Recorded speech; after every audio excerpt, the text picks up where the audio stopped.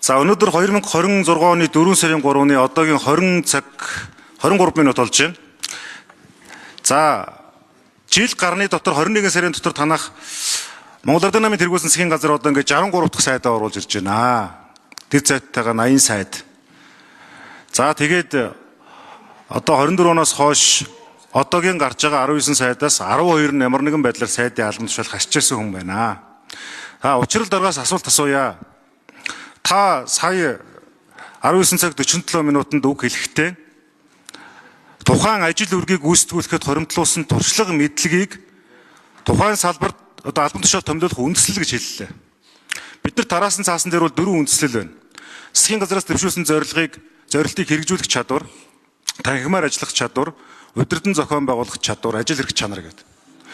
Яагаад энэ дээр жишээлбэл ёс зүйн шалгуур тавихгүй байгаа юм бэ?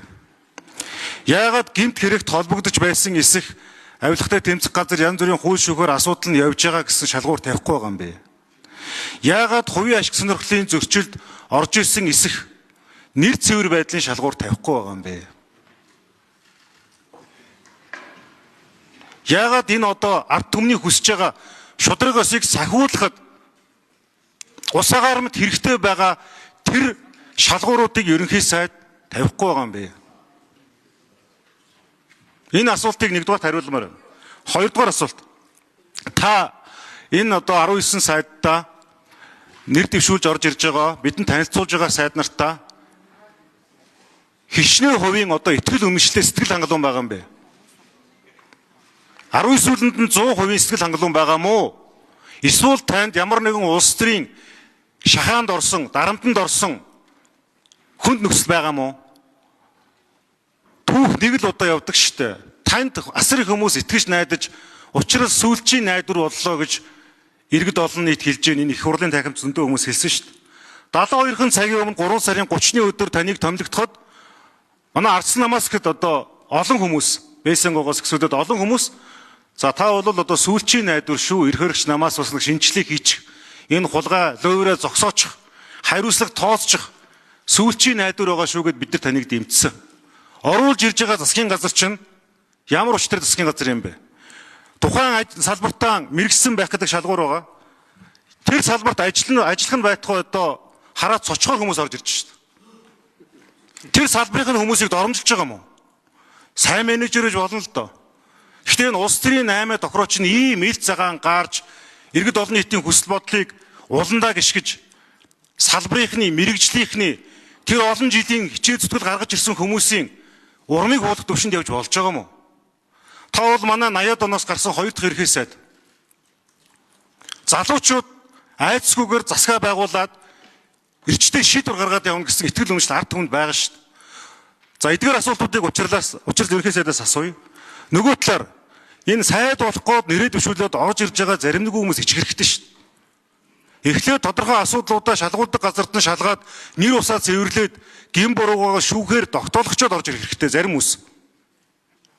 Нөгөө олон хулгайлын үйл чинь тэгээд жүжиг байсан юм уу? Ард түмнийг талцуулах хэрүүлийн алин байсан юм уу? Юу байсан тэгээ энэ чинь? Хоёрдугаар тухайн салбарын мэдлэг мэрэгчлэг хүмүүс нь шууд нэрээ таталтаа.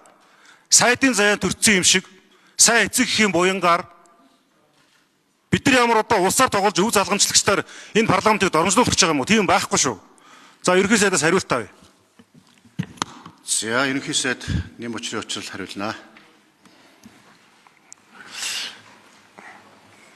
За Эрдэнэ гишүүнд баярлалаа. За Монгол Улсын ерөнхий сайдад үндсэн хуулиар олгогдсон онцгой бүрийн эрх бол кабинетаа өөрөө бүрдүүлэх энэ үндсэн хуулийн нэмэлт өөрчлөлтийг бас тухайн үед би баталцаж байсан их хурлын гишүүдийн нэг. Тэгэхээр энэ удаа за кабинетыг бүрдүүлэхдээ бол мэдээж одоо нэгдүгээрт бол ёс зүйн асуудлыг тавьсан. За авилгатай тэмцэх газар руу урьдчилан мэдүүлэг авдаг. Цаашдаа ч гэсэн бол би ёс зүйн сахилах хариуцлага шаардаж ажиллана. Ерөнхий сайдад бас үндсэн хуулиар олгосон нэг бүрийн эрх бол сайд нараа хэнийс ч хамааралгүйгээр цаг хугацаа алдахгүйгээр шууд чөлөөлөх бололцоо бол хуулиараа олгогдсон. Тийм учраас цаашид бол хэрвээ одоо ажилдаа хариуцлагагүй хандсан, ёс зүйн зөрчил гаргасан, кабинетийн зарчим алдсан, хурдтай шуурга ажиллаж чадаагүй сайд нарыг бол тухай бүрдэн чөлөөлөөд арга хэмжээнүүдийг аваад явнаа гэдгийг бас Эрдэнэт гишүүндээ хэлье. За нэг зүйл би улсын их хурлын гишүүд хэлж байгаа ярьж байгаа үгийг одоо сайд нар бол сайн сонсох ёстой. Дөнгөж одоо томилогдож байгаа учраас шууд дүгнээд ч гэдэг юм уу юм хүлээх хэрэггүй болно. Эсвэл одоо энэ засгаас ямар үр дүн гарах вэ гэдэг ингээд урьдчилж яриад байх бол бас зохимжгүй. Тэгэхээр бид бол илүү үр дүнгээр харуулах нь зөвөө гэж үзэж байгаа. Тэгэхээр ажлын үр дүнгээрээ дүгнэ, хяналтаа тавь, тэр ирэх бол улсын их хурлд байгаа. Тэгэхээр би их олон лоодсон ярьж хүмүүсийг залхахыг бас хүсэхгүй байна. Ажлаараа харуулна. Миний бодлого тодорхой. Энэ засгийн газар бол эрх чөлөөний төлөөх одоо засгийн газар байна. Бидний хүсдэг нийгэм, бидний үеийнхний хүсдэг нийгэм, хүнд суртал, дүрм, журам, гогтойгоо саад дотгоор учруулууд байгаа асуудлуудыг чөлөөлөх энэ эрх чөлөөний дөрвөн зам дөрвөн чөлөөлт гэсэн бодлогоо хэрэгжүүлнэ. Тийм ч учраас би салбарын сайд нарыг сонгохдоо төрийн ажлыг хашиж исэн байдал, дээрэс нь хурдтай шуурхай байдал, дээрэс нь ажилдаа очиж шинээр суралцаад байх биш аймаг орон нутгийг удирдах байсан, дүүрэг удирдах байсан, анхан шатанд ажиллаж байсан, олон нийтийн байгууллагыг удирдах байсан гэдээ олон одоо шаардлагыг бол тавьсан. Тэгэхээр салбарын сайд бол өөрөө менежер байх ёстой. Салбарын сайд бол бусдаар ажлыг хариуцлагатай хийлгэж чаддаг менежер байх ёстой.